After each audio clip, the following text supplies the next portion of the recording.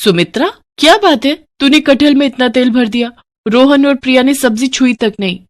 मालकिन, मैंने तो रोजाना की तरह ही सब्जी बनाई थी और कटहल को थोड़ा फ्राई करके बनाया था, शायद इसी वजह से तेल दिख रहा होगा। और मिर्च मसाले बिल्कुल भी नहीं डाले खाने में, बिल्कुल फीकी बना दी। ओ सुमित्रा, बात सुन, इसकी बातों को मत सुना कर। तेरे हाथ की सब्जियां बहुत स्वादिष्ट होती हैं। अभी बहू को पका पकाया मिल जाता है ना, इसीलिए उसे काम वालियों की कदर नहीं। जिस दिन तू कभी ना आए, एक फुल्का बनाने भी रसोई में नहीं घुसती। सब खाना बाजार से ऑर्डर होता है। अच्छा सुन, भिंडी की सब्जी रखी है। कल रात ये सब खाना खाने होटल चले गए, किसी ने सब्जी छुई तक नहीं। वैसे क्या बात है, तू थोड़ी परेशान लग रही है। अब तेरे आदमी की तबीयत कैसी है? अभी तो डॉक्टर ने पैर का बहुत खर्च बताया है, पता नहीं कोई रॉड डलेगी तभी ठीक होगा। अच्छा चलती हूँ माता जी। सुमित्रा एक गरीब औरत थी।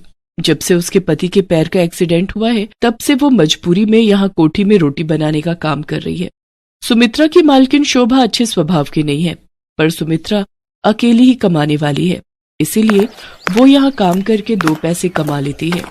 माँ, आज बहुत देर लगा दी, मुझे बहुत भूख लगी थी, घर में कुछ भी खाने को नहीं रखा है। माँ, ये क्या लाई हो?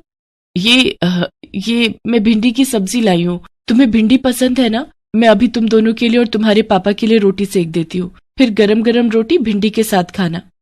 सुमित्रा, आज मेरी इस हालत की वजह से तुम्हें कितने दुख झेलने पड़ रहे हैं। काश उस एक्सीडेंट में मैं मर ही जाता। खबरदार, जो ऐसी बात कही, आज कह दिया, आगे से मत कहना। अरे तुम ही तो मेरा संसार हो, तुम्हारे बिना तो हम तीनों नहीं रह सकते। देखना, एक दिन तुम जरूर ठीक हो जाओगे। सुमित्रा बहुत हिम्मत वाली थी।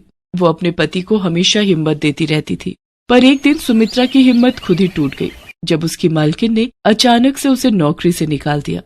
पर मालकिन, कोई कमी है तो वो बता दो, मैं वो दूर कर दूंगी।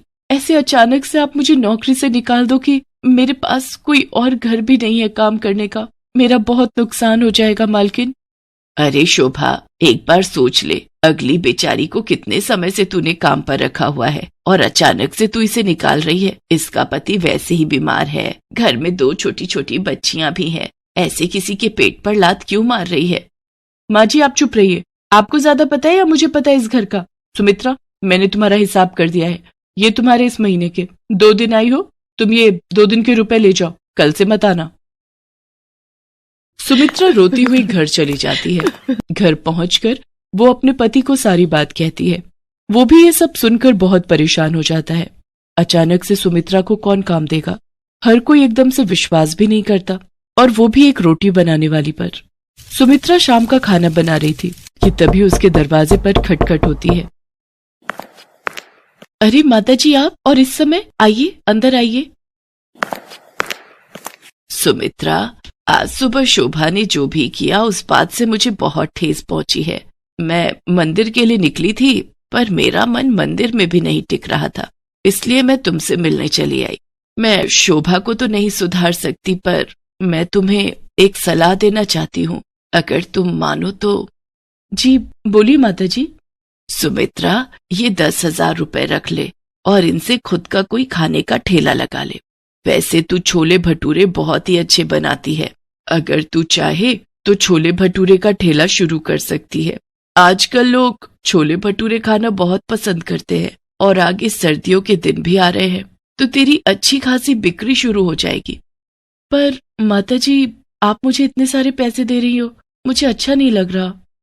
सुमित्रा, ये पैसे मेरे खुद के हैं, मैंने जोड़े हुए थे, और फिर इन रुपयों की मेरे से ज्यादा तुझे जरूरत है।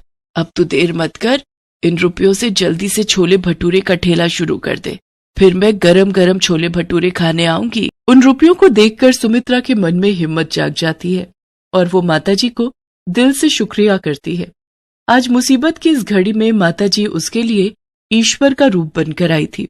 माताजी की सलाह सुमित्रा और उसके पति को ठीक लगती है और अगले ही दिन सुमित्रा छोले भटूरे का ठेला लगाने के लिए सारा सामान इकट्ठा कर लेती है और 2-3 दिन में ही उसका छोले भटूरे का ठेला शुरू हो जाता है। पहले तो कभी नहीं देखा, लगता है बाजार में ये छोले भटूरे वाली नहीं आई है। भैया बहुत ही स्वादिष्ट छोले भटूरे बनाती है, साथ में प्याज, चटनी, अचार और बूंदी का रायता भी 1 प्लेट खाई थी कल मैंने। भैया सचमुच आनंद आ गया बता रहे। अच्छा एक काम करते हैं, 1 प्लेट खा लेते हैं चलकर, गरम गरम है, मजा आ जाएगा। 2 प्लेट छोले भटूरे देना और प्याज और अचार ज्यादा कर देना। ठीक है, अभी देती हूँ। आप दोनों के लिए भैया जी। हमें भी 1-1 प्लेट छोले भटूरे लगा दो। भटूरे थोड़े करारे देना है। सुमित्रा का छोले भटूरे का ठेला चल पड़ता है। उसमें नया आत्मविश्वास पैदा होता है। धीरे धीरे वो छोले भटूरे के ठेले से अच्छे पैसे कमाने लगती है और एक छोटी दुकान किराए पर ले लेती है। अब सुमित्रा की छोले भटूरे की दुकान थी। उसके साथ साथ गाजर का हलवा, मूंग की दाल का हलवा, गुलाब जामुन और कुछ मिठाइयां भी बेचनी शुरू कर दी थी। सुमित्रा ने काफी अच्छे पैसे कमा लिए थे। एक दिन वो माताजी से मिलने गई। नमस्ते मालकिन, वो माताजी से मिलना था। माँ जी का 15 दिन पहले स्वर्गवास हो गया। शुगर बढ़ गई थी और फिर काफी तबीयत खराब होने की वजह से डॉक्टरों ने जवाब दे दिया था। कुछ काम था माँ जी से, मुझे काम से जाना है, मुझे देर हो रही है। माताजी के गुजरने की खबर सुनकर सुमित्रा की आंखों में आंसू आ जाते हैं। आज उन्हीं के कारण उसके पास पैसे और काम था। सुमित्रा जो रुपए माताजी को वापस करने गई थी, उन रुपयों से वो गरीबों में माताजी के नाम का दान करती है ताकि उनकी आत्मा को शांति मिल सके। सुमित्रा के पति के पैर का ऑपरेशन भी ठीक ठाक हो जाता है। अब दोनों पति पत्नी मिलकर छोले भटूरे की दुकान चलाते थे। पर आज भी सुमित्रा माताजी के एहसान को नहीं भूल पाई थी। इसीलिए वो उनकी याद में महीने में 1 दिन छोले भटूरे बनाकर गरीबों में बांटती थी। ऐसे और वीडियो देखने के लिए हमारे चैनल को सब्सक्राइब करें।